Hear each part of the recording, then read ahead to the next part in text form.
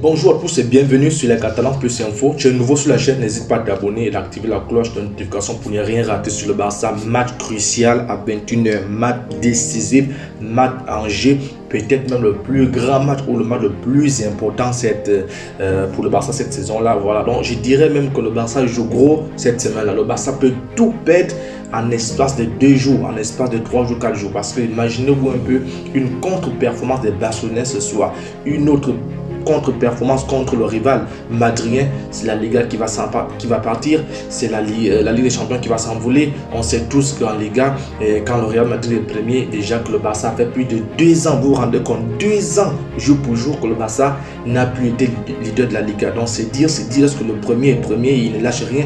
Donc il faut gagner ce match contre l'Inter. Oui, on a parlé d'arbitrage, oui, on a parlé des conneries d'arbitrage parce que, est-ce que pour la petite histoire, le même arbitre qui a refusé le but, les pénalités du Barça, la main et tout ça là, voilà, qui était l'arbitre principal de la VAR, c'était le même qui était face au Bayern, qui a refusé les dribbles, les pénalités. Donc bref, on voit que cette saison le Barça n'est pas aidé par l'arbitrage.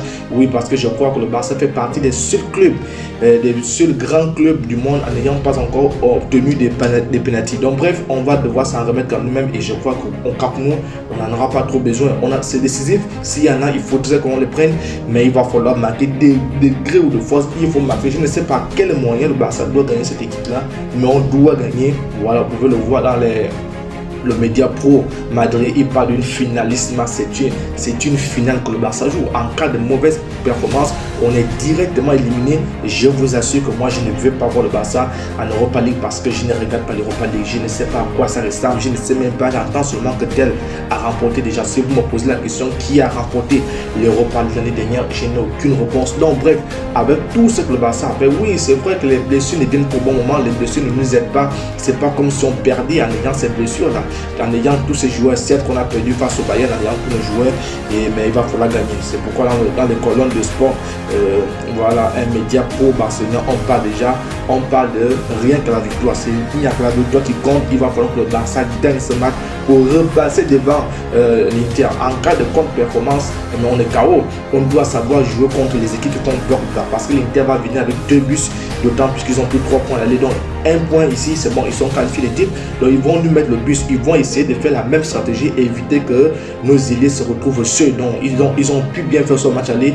Le match retour, ils vont devoir supporter. Et voilà, je reviendrai dans une autre vidéo sur ma composition probable. La composition de Xavi devrait aligner le système qui devrait passer face à cette équipe d'Inter, parce qu'on sait qu'elle est très compacte au niveau dans le rond central. Elle est très compacte même sur les côtés. Bref, c'est une équipe qui est habituée à défendre. Et vous avez vu, c'est une équipe qui sort de la crise, hein.